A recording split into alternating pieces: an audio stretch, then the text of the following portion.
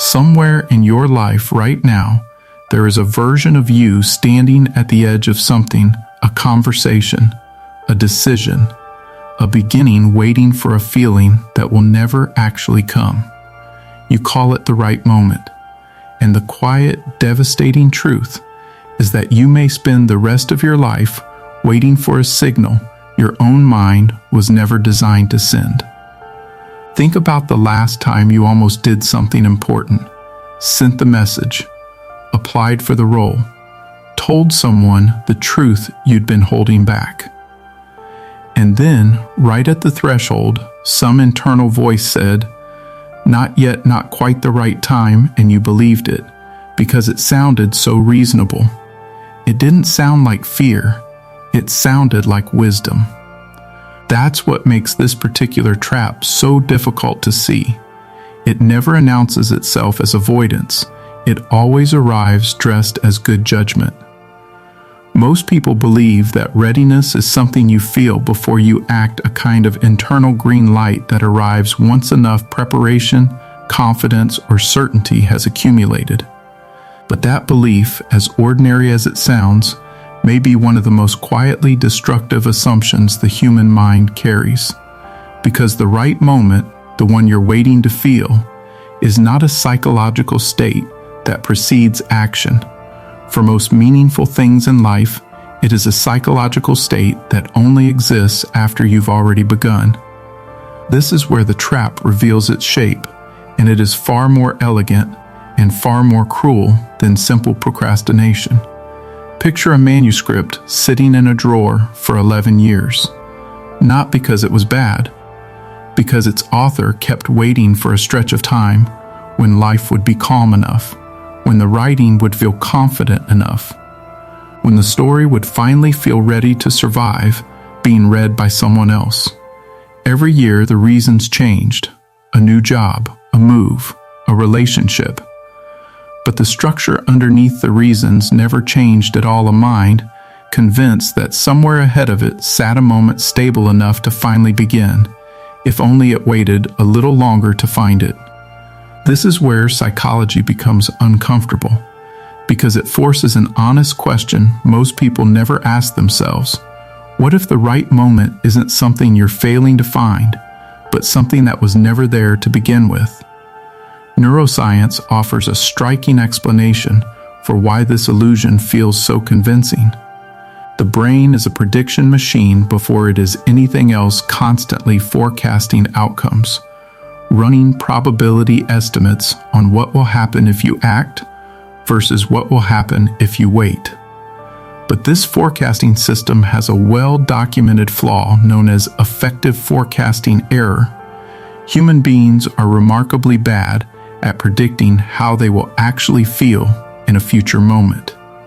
We overestimate how prepared we'll feel once conditions improve, and we underestimate how quickly we adapt to conditions once we're actually inside them. Which means the calm, confident version of yourself you're waiting to become before taking action is, in large part, a miscalculation, a projection your own brain cannot reliably produce. Because the brain is simply not built to accurately simulate its future emotional state. Watch closely, because this is the part almost nobody notices. The feeling of readiness you're waiting for doesn't arrive before competence. It arrives as a byproduct of it. Confidence is not the cause of capable action. It is usually the result of having already taken it. There's a related bias worth naming here. One behavioral economists call the planning fallacy, our near universal tendency to underestimate how long anything will take, and to overestimate how favorable future conditions will be compared to the ones we're standing in right now. Ask someone why they haven't started, and they will almost always describe present conditions as uniquely unfavorable, too busy, too uncertain, too unstable, while describing some future window as naturally clearer, calmer, more conducive to beginning. But track that same person 6 months later, and the future window they were counting on has usually been replaced by a new one, describing itself in exactly the same flattering terms. The mind isn't lying to you exactly. It's running a forecasting error it has no mechanism to detect from the inside, which is precisely what makes it so durable. But something even more dangerous is happening beneath the surface of this pattern, and it has to do with what waiting quietly protects you from. Alfred Adler spent much of his career studying what he called safeguarding tendencies, psychological strategies people unconsciously use to protect their sense of self-worth from potential failure. One of the most common safeguarding tendencies he identified was what modern psychologists now call self-handicapping, the tendency to construct obstacles, delays, or conditions in advance, so that if the outcome fails, the failure can be blamed on the obstacle rather than on your own capability. Waiting for the right moment functions as one of the most socially acceptable forms of self-handicapping available, because it never looks like fear. It looks like patience. It looks like strategic timing. But underneath it, Adler would argue, is a mind quietly protecting itself from a much more painful possibility, trying your hardest under ideal conditions and discovering that it still wasn't enough. That's the part almost nobody says out loud. Waiting isn't only about the task in front of you. It's about preserving the fragile, untested belief that you would have succeeded if only the timing had been better. As long as the moment never comes, that belief can never be disproven. Think about the last time you told yourself you'd start once you had more time, more money, more certainty. Notice how comforting that sentence feels, even while nothing changes. That comfort is the reward the mind is actually chasing, not the achievement itself, but the protected, undefeated fantasy of it. This is where the pattern deepens into something behavioral psychology has studied closely: loss aversion. Human beings are wired to feel the pain of a potential loss roughly twice as intensely as the pleasure of an equivalent gain. Acting now, imperfectly, exposes you to the immediate possibility of a visible loss, rejection, criticism, failure witnessed by other people. Waiting exposes you to a loss too, but a quieter one, spread out over months or years, easy to not notice because it never arrives all at once. The mind, built to weigh vivid, immediate losses far more heavily than slow, invisible ones, will almost always choose the comfortable erosion of years over the sharp discomfort of a single afternoon. Which means the person who has spent a decade waiting for the right moment is not undisciplined. They are following a bias baked into the architecture of human decision-making, one that made excellent sense for avoiding physical danger and makes almost no sense at all for building a meaningful life. And once you see that, a much more unsettling question emerges. If the fear of visible failure is quietly outweighing the cost of invisible stagnation, how many decades can a person lose without ever consciously choosing to lose them? Evolutionary psychology helps explain why visible failure feels so disproportionately dangerous. For most of human history, social standing wasn't a matter of pride, it was a matter of survival. Being cast out of a tribe for a public misstep could mean losing access to food, protection, and mates, which made the brain exquisitely sensitive to the risk of being watched and judged while attempting something uncertain. That sensitivity hasn't faded just because the modern consequences of failure are almost never lethal. The nervous system still treats a public misstep a failed pitch, an awkward rejection, a visible mistake in front of colleagues with a threat response disproportionate to the actual stakes involved, because it is running an ancient script in a radically safer world.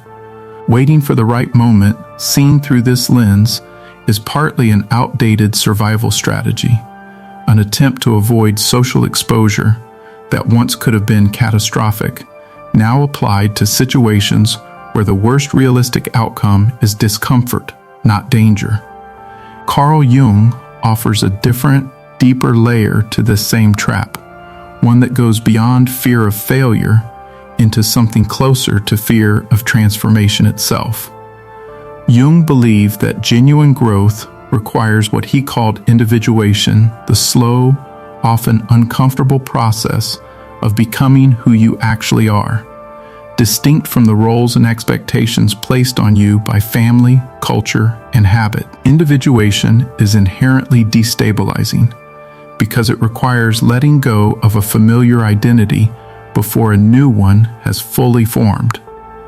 Waiting for the right moment, in this light, isn't only self-handicapping against failure, it can also be an unconscious defense against the disorientation of actually changing, because as long as you haven't begun, you remain safely inside the identity you already know, however unsatisfying it might be. Beginning threatens that identity, and the psyche, Jung observed, will go to remarkable lengths to protect a familiar self, even a suffering one, over an unfamiliar one that might ultimately be freer. This is where most self-improvement advice fails, because it tells people to simply take the leap, as though the hesitation were a small technical glitch, rather than a deeply rooted psychological defense doing exactly the job it was built to do. You cannot out-motivate a defense mechanism. You can only understand it clearly enough that it loses some of its authority over you. Viktor Frankl's experience inside the concentration camps offers one of the starkest illustrations of what happens when the right moment is stripped away entirely and people are forced to find meaning inside conditions no one would ever choose. Frankl observes something that directly undermines the logic of waiting. The prisoners who maintained the greatest psychological integrity were rarely the ones fixated on the idea that their real lives would resume once conditions improved. They were the ones who located a reason to act, to hope, to care, inside the unbearable present they actually occupied because they understood. Sometimes only after everything else had been taken from them, that meaning is not something granted by favorable circumstances. It is something constructed, deliberately, inside whatever circumstances exist. Frankl's insight reframes the entire premise behind waiting for the right moment. The right moment was never a condition to be found. It was always an orientation to be chosen. That single reversal is where this trap becomes almost unbearable in its clarity, because it means the wait was never really external. It was never actually about the market, the timing, the relationship, or the economy. It was about a decision made silently and repeatedly to locate your readiness somewhere outside yourself in circumstances you don't control, rather than inside a choice you've had access to the entire time.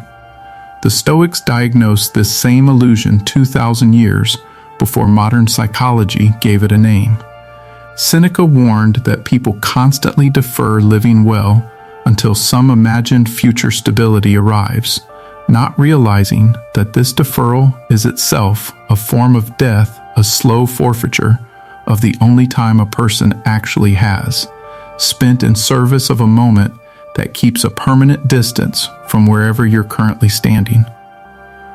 Marcus Aurelius, governing an empire besieged by plague and war, wrote to himself that the obstacle to action is usually not the action itself, but the story the mind builds around it beforehand, and that clearing the story is often the entire task.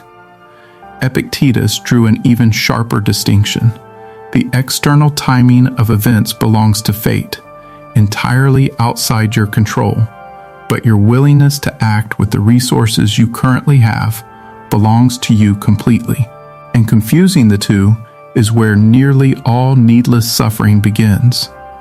None of these thinkers were describing a scheduling problem.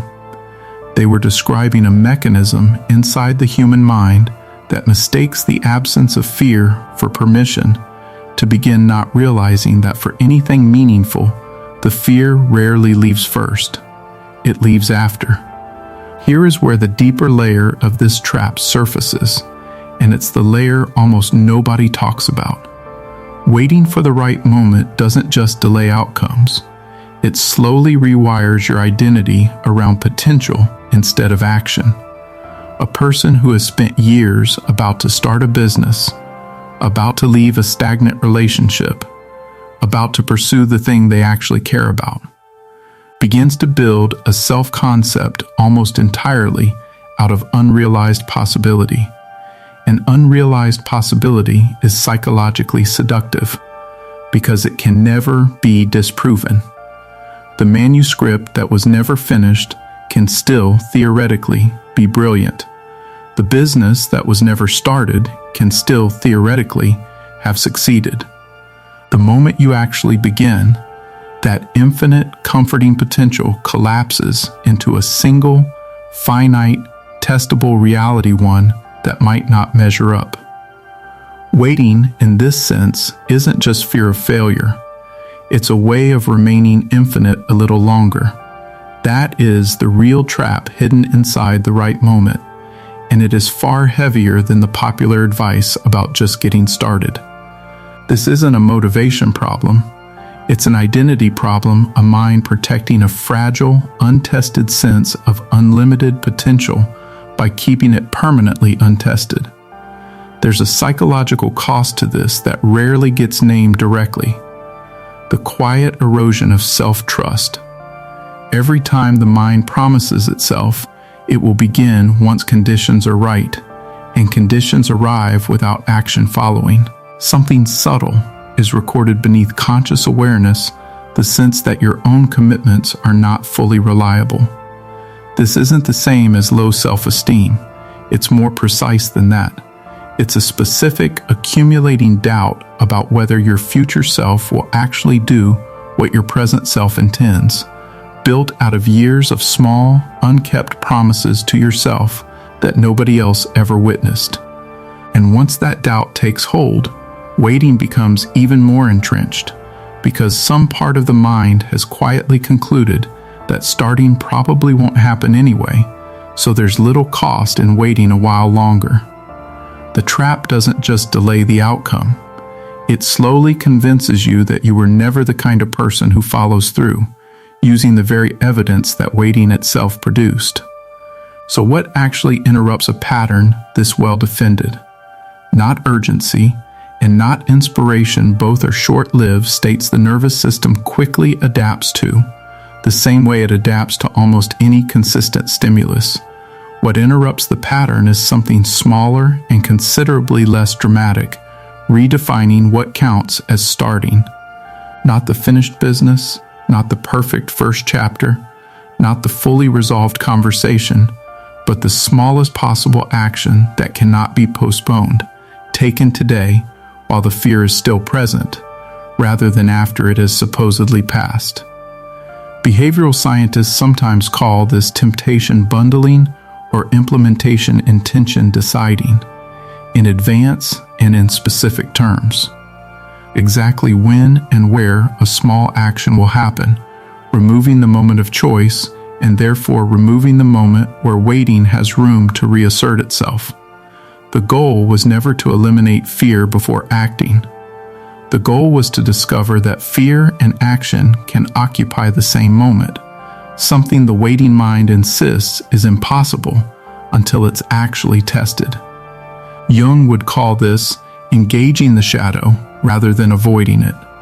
Frankl would call it choosing meaning inside imperfect conditions rather than postponing it until conditions improve. The Stoics would call it acting on what belongs to you and releasing what doesn't. Whatever language you use, the underlying discovery is the same. The right moment was never a feeling to wait for. It was a decision available the entire time, disguised by a mind that mistook its own hesitation for wisdom. There is something quietly freeing in seeing this clearly, even though it doesn't feel freeing in the first instant. If the right moment was never a condition waiting to be discovered somewhere out ahead of you, then you have not actually been failing to find it all these years. There was nothing to find, which means the years spent waiting were not evidence of your unreadiness. They were evidence of how convincingly the mind can disguise fear as prudence, and how long that disguise can hold before someone finally sees through it. Seeing through it doesn't erase the years, but it does mean the years ahead no longer have to follow the same pattern, because the pattern only survives as long as it goes unnoticed. Most people don't discover this until very late, until a decade has quietly passed, or an opportunity has closed permanently, or someone they were waiting to have a difficult but important conversation with is no longer there to have it. The tragedy in these cases is rarely that the person lacked capability. It's that they spent years outsourcing their own permission to act to a feeling that was never coming, because the mind that waits for certainty before beginning has confused two entirely different things: the absence of fear, which almost never arrives on schedule, and the presence of choice, which was available the entire time. Picture, for a moment, the version of this story that doesn't end in regret the manuscript that gets sent out imperfect rather than perfected into oblivion, the conversation that happens awkwardly rather than never, the business that launches small and clumsy instead of magnificent and theoretical.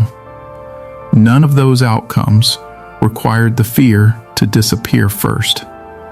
They required only a willingness to act while it was still there, which is a far more achievable and far less romantic definition of courage than the one most people are quietly waiting to feel before they'll allow themselves to begin. So here is the question worth sitting with long after this video ends. If the right moment is not something you find, but something you become by acting before you feel ready, what exactly have you been waiting for permission from? If this kind of psychology, the kind that changes how you actually understand your own hesitation, not just how you talk about it, is something you want more of, consider subscribing. Only if it genuinely resonated with you. There's more waiting beneath the surface.